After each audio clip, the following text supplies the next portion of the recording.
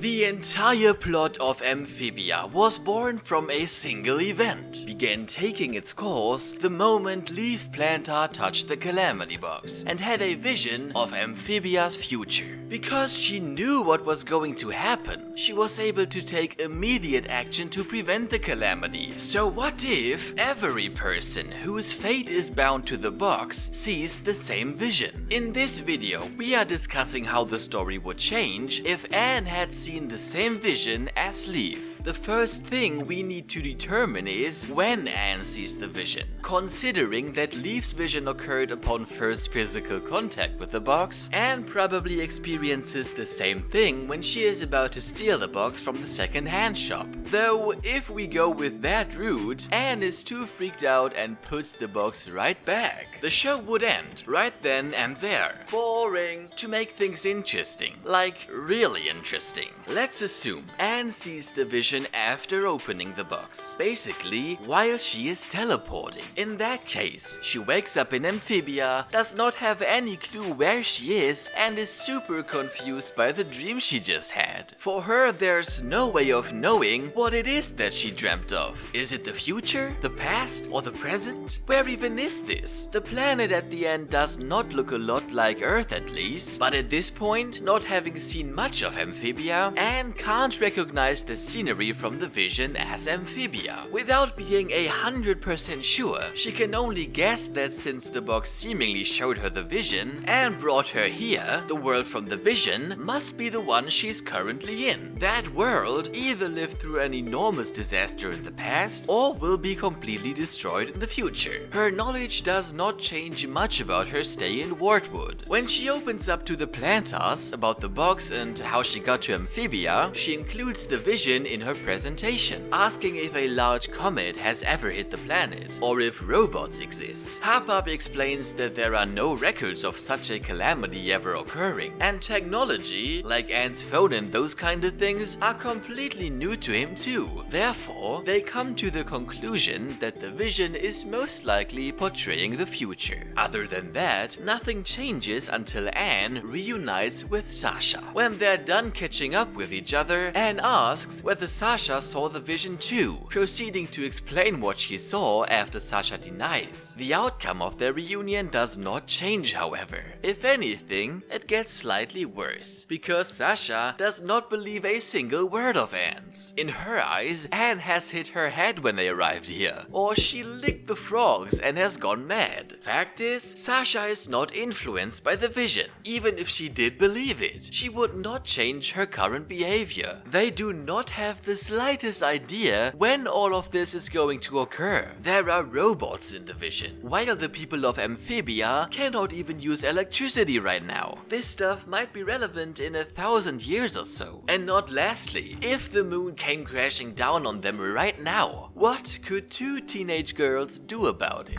Exactly. Following the events at Toad Tower, Anne and the Plantars make their way to Newtopia. Along the way, they come across the abandoned Frobo factories. Although the Frobos aren't the same robots as in the vision, a shiver runs down their spine, as the factories are a confirmation that Anne's vision must really be true. Knowing for certain that the world you're living in could be destroyed any moment now must be terrifying. Their journey comes to an end as they arrive in Newtopia, where Anne tells Marcy about the vision. Fortunately, Marcy fully believes her, especially since they just recently saw the robot factory. Although Anne feels a bit anxious about letting people she herself does not 100% trust in on the vision thing, counting on Marcy's advice, they present the whole affair to Andrias too. Andrias, of course, remembers being told the same story before by his former best friend Leif, again being convinced that the vision is truly showing Amphibia's future. The thing is, Andrias knows that the moon is the core's ultimate weapon. Put differently, if the moon really is destined to come down on Amphibia, it will be the core who activated it. Andrias may be evil and willing to f his own world up in order to reach his goals, but ultimately not to the degree that he would blow up the entire planet and erase his own kind. That kinda defeats the whole purpose of wanting to restore Amphibia Amphibia's former glory. For now, he promises the girls he will look into both the box and the vision. Then he confronts the core. The core get irritated with him, given he knows exactly the core is controlling the moon. There's no way anyone could ever force them to use the last ace up their sleeve. They admonish Andrias for bringing up the outrageous idea of abandoning the box again and threaten to exclude him from the core for good if he does not pursue the box, now that it is within an arm's reach. As always, he does exactly what he is ordered to do. Yet this time it's different somehow. From that day on, he's constantly reliving the emotions he felt 1,000 years ago. With every time the memories of that fateful day pass through his mind, followed by the fresh memory of Anne basically confirming Leif was telling the truth, Andrias' anger and confusion grow less. While it dawns on him that Amphibia really will be destroyed, the unpleasant urge to admit that, given she felt obligated to do something, Leif in fact did not have another choice apart from stealing the box, steadily grows stronger. Owing to this, in addition to how much Marcy reminds him of Leif, secretly, Andrias' mind becomes fragile, eaten by guilt and other emotions, while the doubts concerning the core are greater than ever.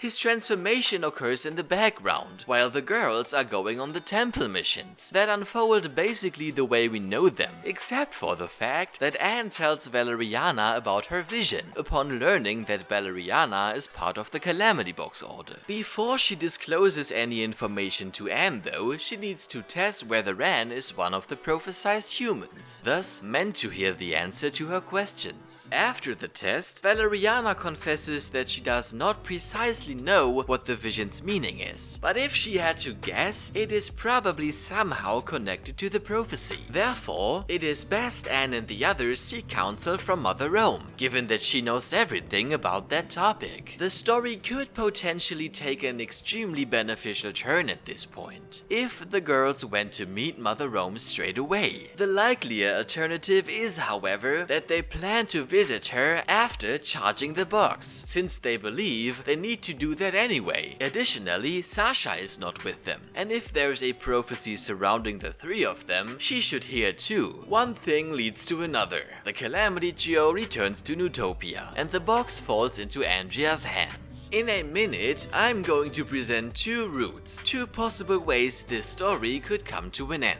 I just quickly want to mention that while Marcy still teleported to Amphibia on purpose, Anne thought it wise to bring the box back to Andrias instead of just returning to Earth straight from the third temple. In fact, she has not agreed to Andrias' proposal and really did intend to leave Amphibia now that the box is recharged. The reason for that difference to the OT is the vision. Even on this timeline, she would have loved to stay in Amphibia. The reason for wanting to leave has got nothing to do with Marcy's character being more developed. It's just that there is a pretty good chance Amphibia is going to be erased in the possibly near future. Put shortly, she doesn't want to die. Neither does she want Anne and Sasha to die. Well, this does not have any noticeable influence on the routes going forward. Just nice to know that Marcy's betrayal is a little less harsh than originally. Anyway, here we go. Route 1. A fight breaks out. Laser beams, shattering windows, growing legs, and a few minutes later, Sprig is dangling out of the window, at danger of plunging to his death. Against all expectations, Andrias puts him down. He can't bring himself to kill Sprig when Anne is right in front of him, crying, pleading for Sprig to be spared. Because in contrast to the original timeline, where he was still bitter about his broken friendship with Leif, in this situation, he remembers how much Leif meant to him. Given Sprig looks a lot like Leif, it's not hard for him to imagine himself in Anne's position, while someone is threatening to kill Leif. He's too soft for this. So, he's not trying to kill them all any longer, but they are still enemies. In spite of Andrias having spared Sprig actually being a good development, there's the enormous downside that Anne's calamity powers don't awaken.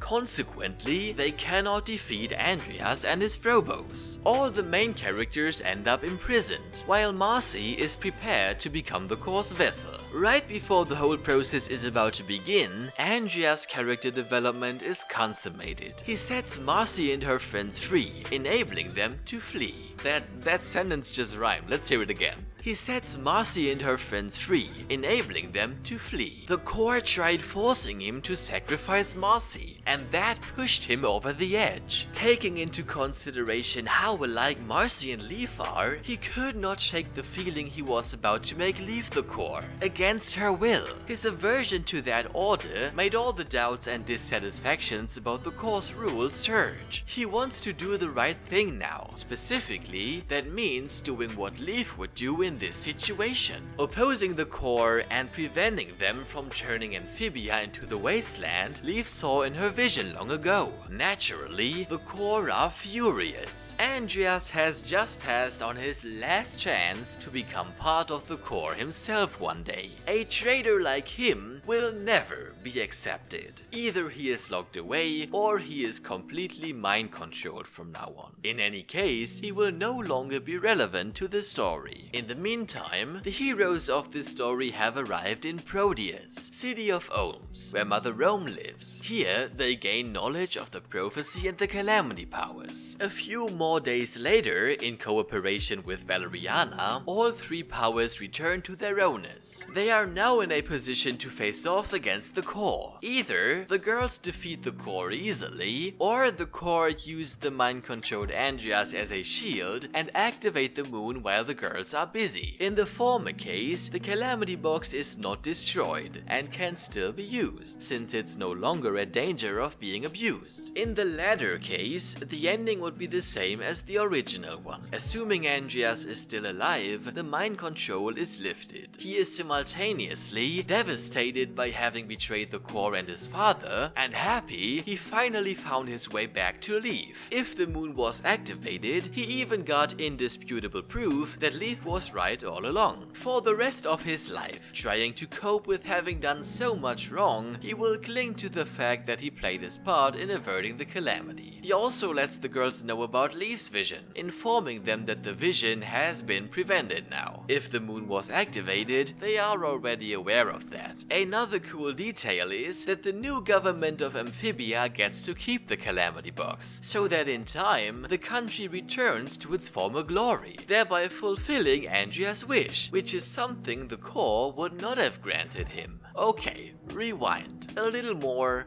Right, true colors, Route 2. This time, Sprig Falls. Everything plays out like on the OT. Anne and the Plantars are on Earth, Marcy is made into the core, Sasha is leading the rebellion. Seemingly, this route is just like the OT, but there is in fact a huge difference. Having learned that Andrias is evil and has robots, Sasha has now come to believe Anne's vision, suspecting that Andrias is the cause behind the pending disaster. In addition, she knows exactly what she must do next, visiting Mother Rome. While it is somewhat difficult to find the Ohms city in comparison to the OT, she does manage to do so with the help of all the rebellions gathering around her. Thus, Sasha learns how to get the calamity powers back and convinces Valeriana to join the rebellion. When Anne and the Plantars return to Newtopia, they come up with a plan to get into the castle where Marcy is and retrieve the calamity powers, enabling the three of them to defeat their enemies. The only issue this plan has is that Marcy has become Darcy and will receive Marcy's calamity powers if the powers are extracted. Anne and Sasha only discover that when they are already in the castle. Cornered, backed against the wall, they have no other choice but to take the risk. All three powers return to their former owners. Assumably, powered up Darcy is roughly equal in combat strength to powered up Anne and powered up Sasha combined. Therefore, the battle could end both ways. Either the core wins and invade Earth, or the girls defeat Darcy, with or without the whole moon drama. In conclusion, not too much about the original story has changed, and most of the possible endings are happy endings. The major upside of this timeline is that Andrias' past is explored way earlier than originally, thereby also creating the chance to give him even more depth. Maybe even making him betraying the core a little more believable, since it happened gradually, instead of quite spontaneously during the fight with Anne in All In. Let me know in the comments if you enjoyed this timeline, and make sure to like and subscribe if you want to see more.